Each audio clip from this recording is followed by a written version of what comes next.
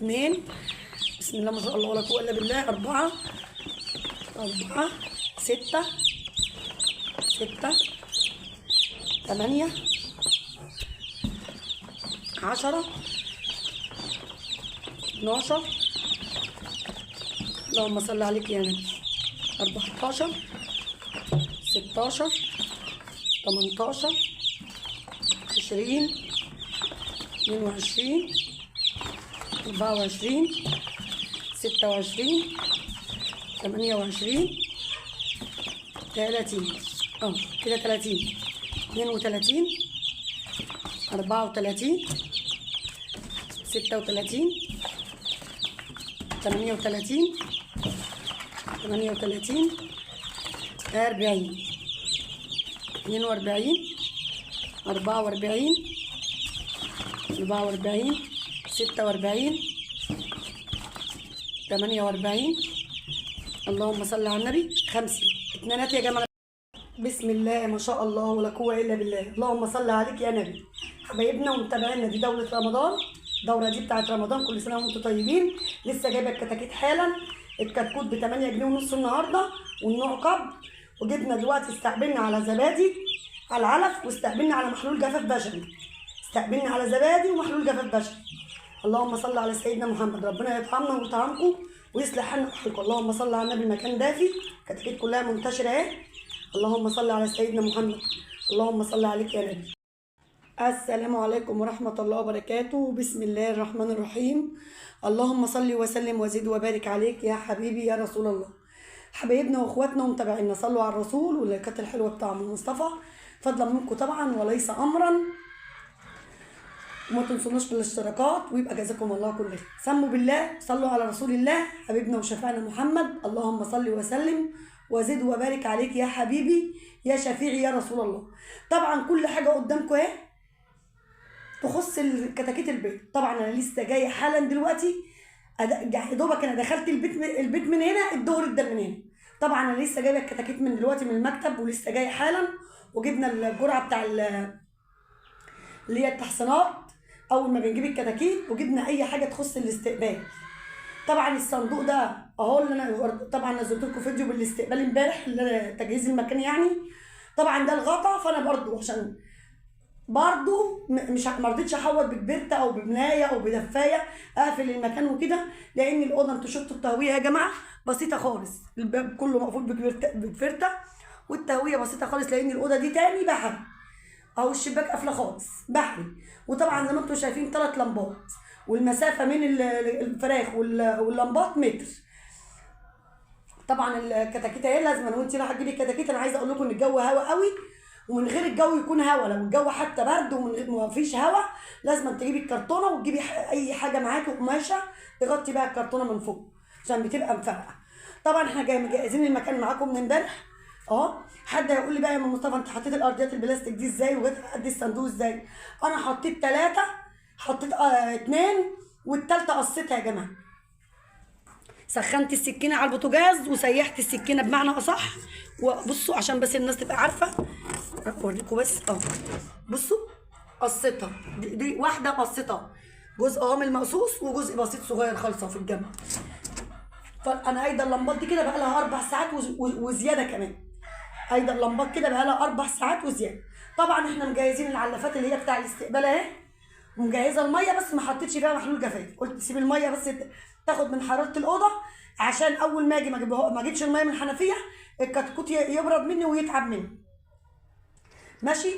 طبعا زي ما انتم شايفين العلافات جاهزه، الميه جاهزه، بس لسه هحط بقى الايه، اللهم صل عليك يا نبي، احط المحلول الجفاف. طبعا اي محلول جفاف، مش شرط اللي انا بوريهولك مش شرط المحلول الجفاف اللي انا بوريهولك ده، اي محلول جفاف بشري هاتيه، اي محلول جفاف بشري هاتيه.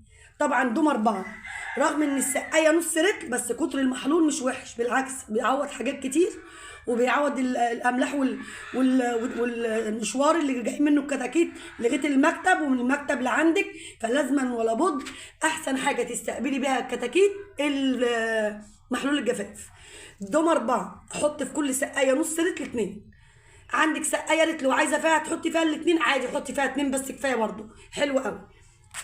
طبعا هنستقبل على محلول جفاف هنحط في الميه كده، عرفنا نحط في الميه ايه. طبعا العسل ده هتبيته مع العسل. هستقبل دلوقتي على محلول جفاف 8 ساعات، وبالليل على عسل، هبيت على العسل بالليل. وطبعا الزبادي دي يا جماعه، جايبه علبه زبادي اهو، عندك بيضه، عندك حته جبنه قريش، عندك زبادي، معلقه زبادي على حوالي نص كيلو علف او كيلو علف حسب الكميه اللي انت جايباها، حسب كميه الكتاكيت اللي انت جايباها. الزبادي ده كويس جدا جدا، وعايزه اقول لكم بيرفع البروتين بطريقه بصوا بقى يعني ما تتوصفش. اي حاجه ترفعي بيها البروتين عند الكتاكيت اول ما تجيبيها لمده اسبوع على الاقل. بيضه مسلوقه، زبادي زي ما انتم شايفين كده، حته جبنه قريش، عندك لبن رايب مروباه، مش لبن يا جماعه بخير او لبن سائل من اللي احنا بنشربه، لا لبن يكون رايب، يعني زي عامل زي الجبنه كده، او زبادي او بيض، لمده اسبوع تساعد الكتاكيت وتاسسيها البروتين بتاعها يترفع. طبعا ده كل حاجه تخص الاستقبال. طب فين بقى الجرعه اللي انت التحصينات اللي جبتها من عند الدكتور يا ام مصطفى اهي يا جماعه. التحصينات عباره، بصوا من بره حتى باينه اهي، 1 و2، عباره عن ازازتين، مكتوب 1 اهو اللي هتستعمليه الاول، و2 اللي هتستعمليه بالليل. 1 دي اللي هي 12 ساعه الصبح، و2 دي اللي هي 12 ساعه بالليل. طبعا كل حاجه بتبقى مكتوبه في العلبه دي. العلبه دي بتيجي معاها ورقه وبيجي معاها محلول جفاف بشري، بس طبعا انا ما بستعملش المحلول الجفاف البشري ده محلول جفاف بشري اهو، انا ما بستعملوش لاني بجيب عفوا بيطري. انا دي يا جماعه محلول جفاف بيطري انا ما بستعملوش، بيجي مع الايه، مع العبوه دي. طبعا انا بستعمل المحلول الجفاف اللي هو الايه البشري اللي انتوا شايفينه ده، له هيدرون له هيدرون. وبرده اي محلول جفاف مش شرط اللي انا بوريهولك ده مش هستعمله. طبعا الازازتين دول بيجوا معاهم ملخص ورقه اهي، المكتب بيبقى حاطط لك الجرعه بتاعه الكتاكيت ومعاها ورقه. الورقه دي بقى بتلخص لك كل حاجه انت هتعملي ايه بالظبط، هتستعملي ايه الاول وايه تاني حاجه. هفتحها بس عشان بصور بايد وماسكه الورقه اهو يا جماعه.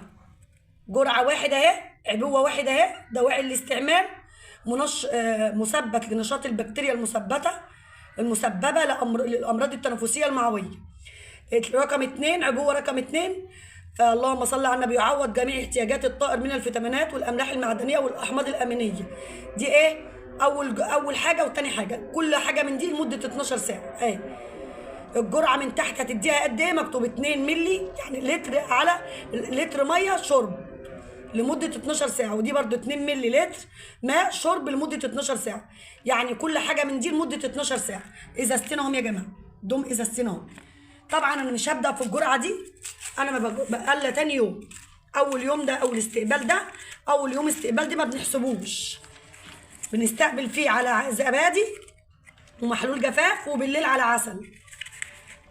لكن الجرعه اللي انتوا شايفينها دي مش هستعملها الا بكره الصبح، ابتديها من بكره الصبح. هنعمل ايه بقى دلوقتي؟ هنحط الاول محلول الجفاف، نجهز بقى الحاجه بتاعتنا، نحط محلول الجفاف في الميه ونجهز العلب بتاعنا، وانتوا برده معانا.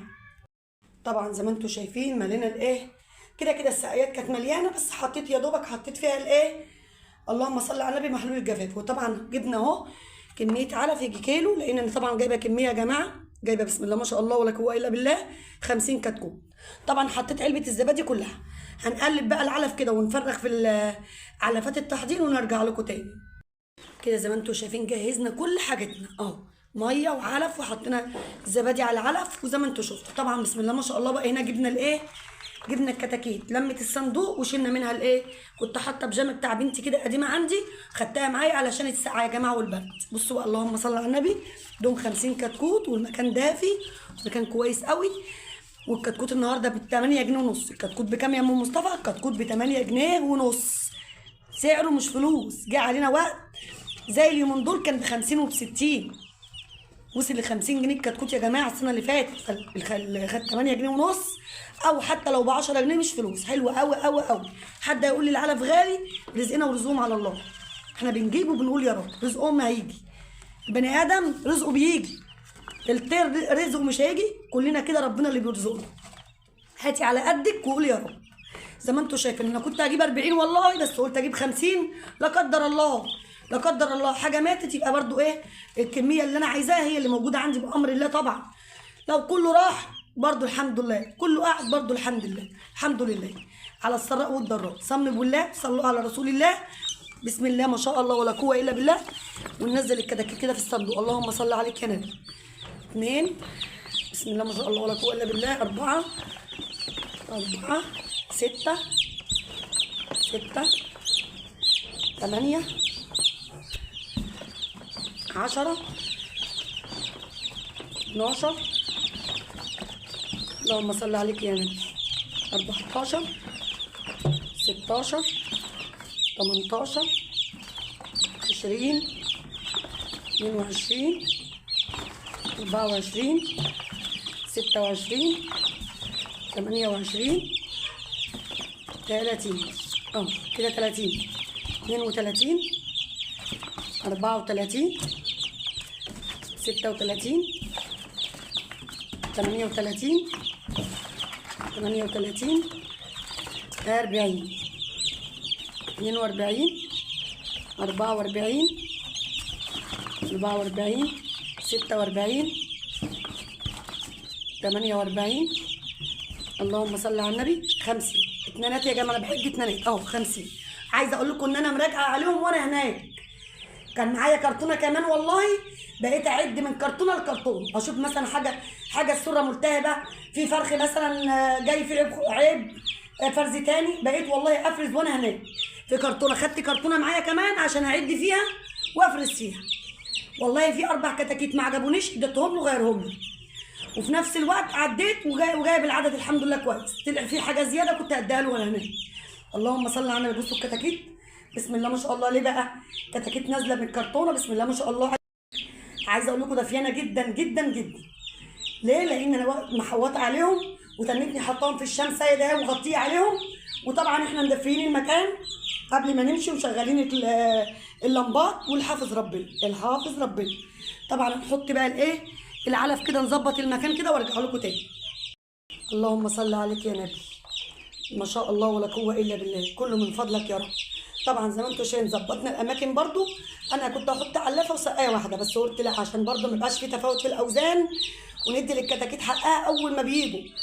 برضو الكتاكيت تاكل من هنا ومن هنا. في ايه بتصرخ ليه؟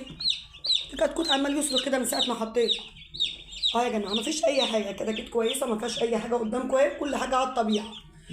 طبعا بقى في متابعه، طبعا متابعيننا على راسنا، كل تعليقاتهم على راسنا. في متابعه بتقول لي يا ام مصطفى الصندوق ضيق عليهم. تقول لي يا ام مصطفى الصندوق ضيق عليهم. انا هحضن على قد ما ياخد اسبوع، يا رب يكون 3 ايام، يا رب يكون 4 ايام. هحضن على قد ما الصندوق ياخد. انا بس لماهم في الصندوق دول، عايزين انك الصندوق دي معتبراه كرتونه. طبعا الصندوق دي خشب يا جماعه، الصندوق ده خشب. طبعا الصندوق ده خشب.